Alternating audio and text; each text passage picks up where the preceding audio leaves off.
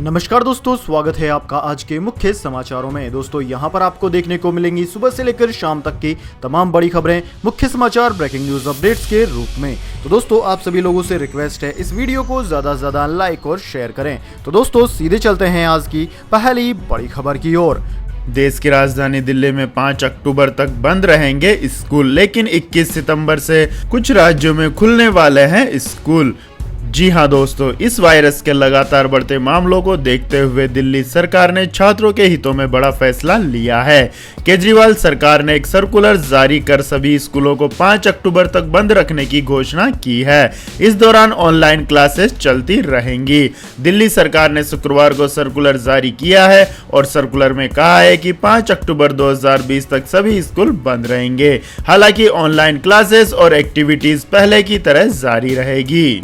जबकि इस महामारी के कारण मेघालय में पिछले करीब 6 महीनों से बंद स्कूल अगले सप्ताह आंशिक रूप से खोल दिए जाएंगे।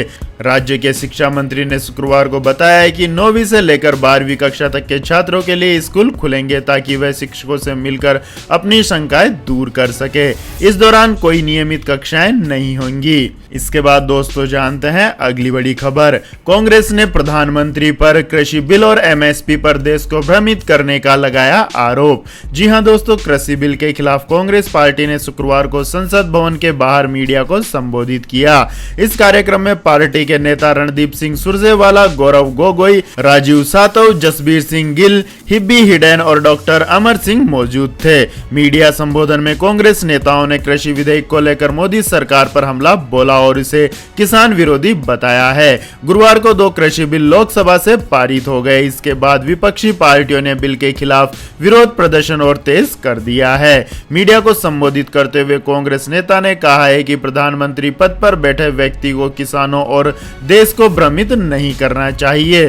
कांग्रेस ने आरोप लगाया है कि प्रधानमंत्री ऐसे वक्त में झूठ बोल रहे हैं जब देश इस महामारी से जंग लड़ रहा है और चीन हमारी सीमा में घुसे जा रहा है। रणदीप सिंह सुरजेवाला ने सवाल किया है कि मोदी सरकार न्यूनतम समर्थन मूल्य क्यों खत्म कर रही है। इसके बाद दोस्तों जानते हैं अगली खबर। चीन पर एक और क्वालिटी अटैक, इंपोर्ट एलईडी सामानों पर दिया जोरदार झटका।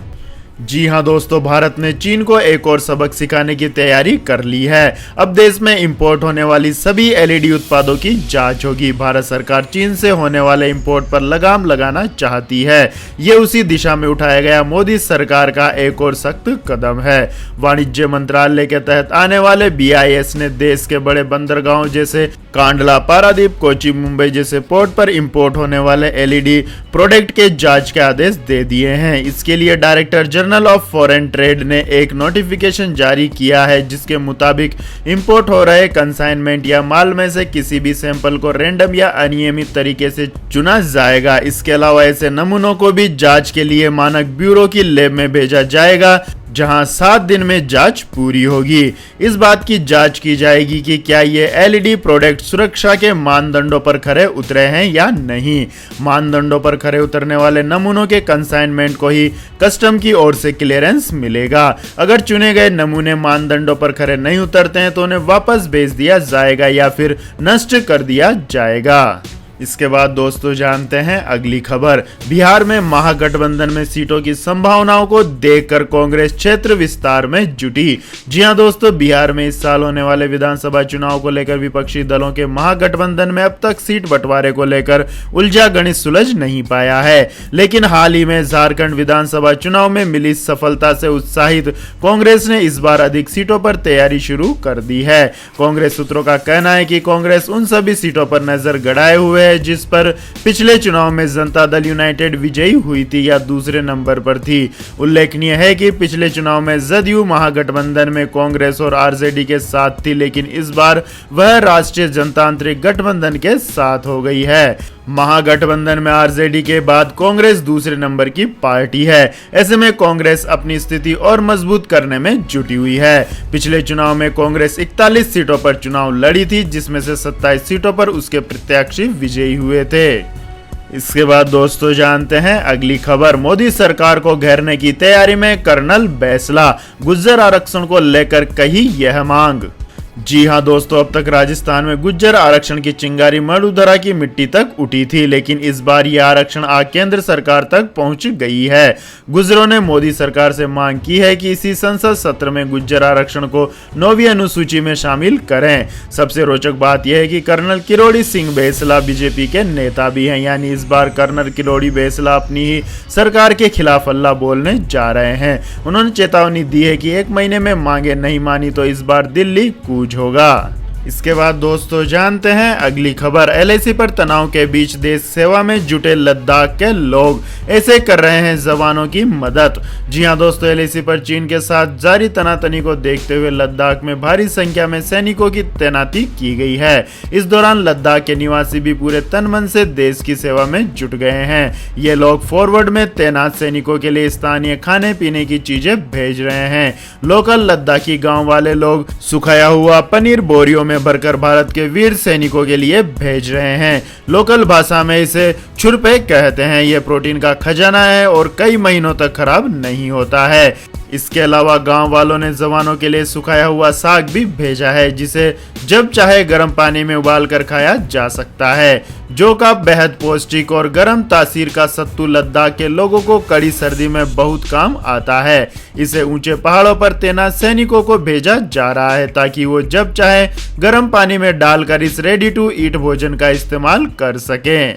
इसके बाद दोस्तों जानते हैं अगली खबर। होम्योपैथी केंद्रीय परिषद विधेयक को राज्यसभा से मिली मंजूरी, ध्वनि मत से हुआ पास। जी हां दोस्तों, केंद्रीय होम्योपैथी परिषद और भारतीय चिकित्सा केंद्रीय परिषद से संबंधित अध्यादेशों की जगह लेने वाले 2 विधेयकों को शुक्रवार को राज्यसभा की मंजूरी मिल गई है।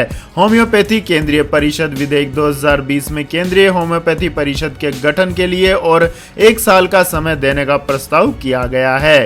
पहले इसके लिए 2 साल का समय दिया जा चुका है। भारतीय चिकित्सा केंद्रीय परिषद विधेयक 2020 में केंद्रीय परिषद के पुनर्गठन के लिए 1 साल के समय का प्रस्ताव किया गया है और अंतरिम अवधि में एक बोर्ड ऑफ डायरेक्टर उसके अधिकारों का उपयोग करेगा। इसके बाद दोस्तों जानते हैं अगली खबर। भारत के बाद अमेरिका में भी बैन हुआ टिकटॉक, इस दिन से डाउनलोडिंग पर होगी पाबंदी। जी हां दोस्तों, भारत में बैन की मार झेल रहे वीडियो शेयरिंग ऐप टिकटॉक के लिए एक और बेहद बुरी खबर आई है। अब अमेरिका ने भी इस ऐप पर प्रतिबंध लगाने की तैयारी कर ली है। राष्ट्रपति डोनाल्ड ट्रंप के आदेश के मुताबिक अमेरिका में रविवार से इस चीनी ऐप की डाउनलोडिंग पर प्रतिबंध लगा दिया जाएगा। इसी के साथ वीचैट की डाउनलोडिंग पर भी प्रतिबंध लगा दिया गया है। टिकटॉक और वीचैट पर रविवार से पाबंदी लागू हो जाएगी। आपको बता दें कि भारत पहले ही टिकटॉक और पबजी समेत 224 चीनी ऐप्स पर बैन लगा चुका है।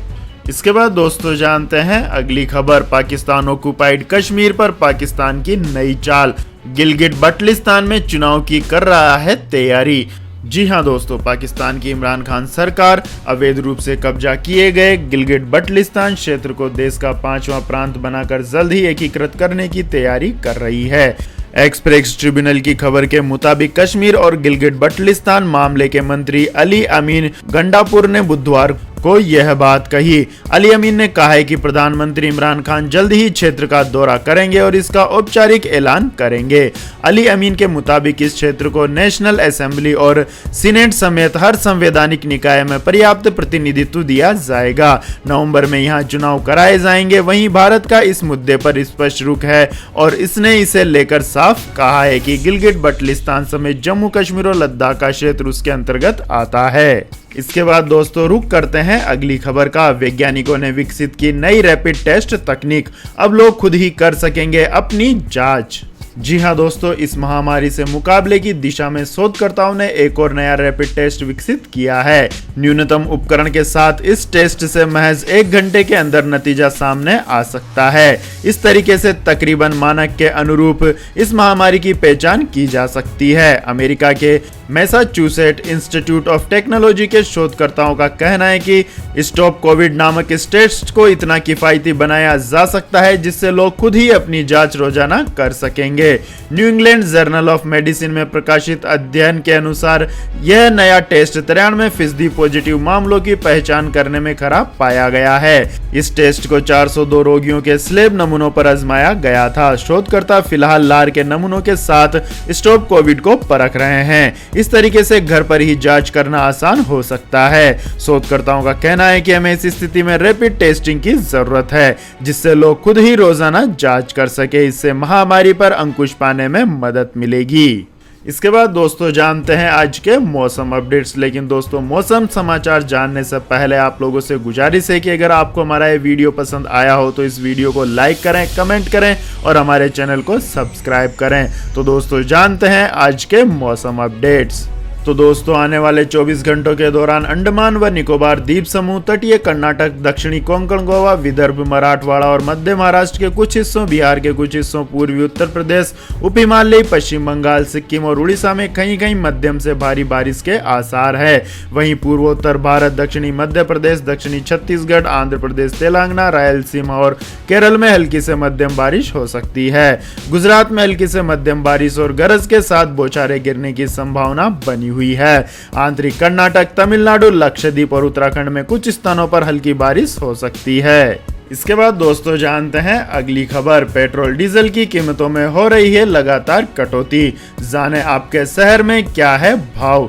जी हां दोस्तों, आज शुक्रवार को पेट्रोल डीजल दोनों ही की कीमतों में कटौती हुई है। दिल्ली में आज पेट्रोल 26 पैसे प्रति लीटर घटकर 81 रुपए 14 पैसे प्रति लीटर हो गया है, जबकि डीजल 35 पैसे प्रति लीटर घटकर 72 रुपए 2 पैसे प्रति लीटर पर आ गया है। इसके बाद दोस्तों जानते हैं अगली बड़ी खबर। 2 दिन बाद आज फिर महंगा हुआ सोना, चांदी की कीमत भी उछली। जी हां दोस्तों, देश में आज फिर सोने और चांदी की कीमतों में बढ़ोतरी देखने को मिली है।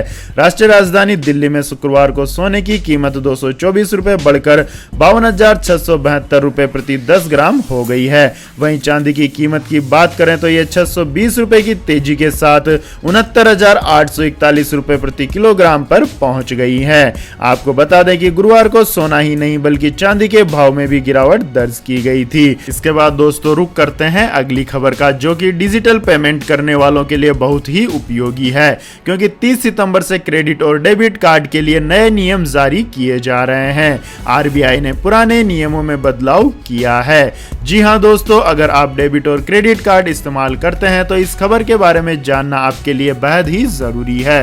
रिजर्व बैंक ऑफ इंडिया ने डेबिट और क्रेडिट कार्ड से जुड़े नियमों में बदलाव किया है और यह बदलाव 30 सितंबर 2020 से लागू होंगे। यह बदलाव आपके इंटरनेशनल ट्रांजैक्शन, ऑनलाइन ट्रांजैक्शन और कॉन्टैक्टलेस कार्ड ट्रांजैक्शन से जुड़े हैं। आपकी जानकारी के लिए बता दें दोस्तों, इस महामारी की वजह से क्रेडिट और डेबिट कार्ड धारकों को समय मिल गया है, अन्यथा ये नियम तो पहले ही लागू होने वाले थे।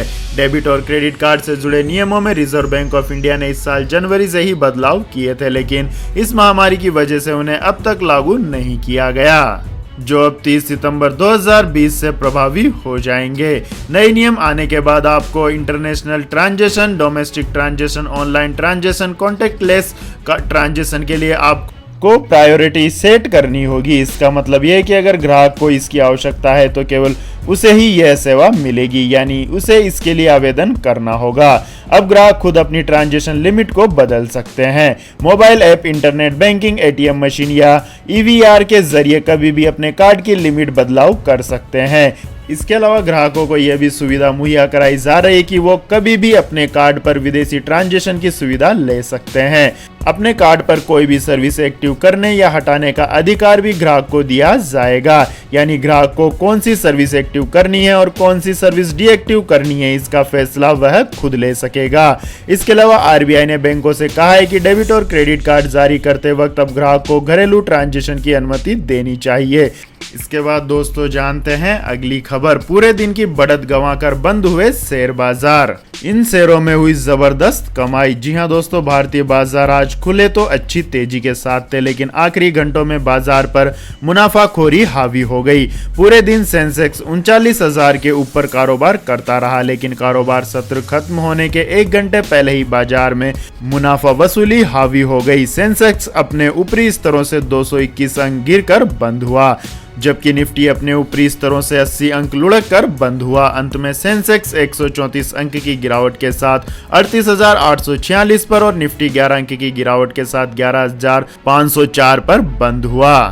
सेक्टोरल इंडेक्स की बात करें तो निफ्टी बैंक में 289 अंकों की बड़ी गिरावट देखने को मिली। ये 22,031 पर बंद हुआ। बैंकों के अलावा एफएमसीजी मेटल शेयरों में भी हल्की नरमी देखने को मिली। आज फार्मा शेयरों में जबरदस्त उछाल देखने को मिला। निफ्टी फार्मा करीब 5% चढ़कर बंद हुआ। इसके अलावा रियलिटी और ऑटो सेक्टर में भी अच्छी खासी खरीदारी देखने को मिली। इसके बाद दोस्तों जानते हैं अगली खबर। भारत में लॉन्च हुई कॉम्पैक्ट एसयूवी किया सोनेट। जी हां दोस्तों, ऑटोमोबाइल निर्माता किया मोटर्स इंडिया ने शुक्रवार को अपना पहला कॉम्पैक्ट एसयूवी सोनेट भारत में लॉन्च किया है।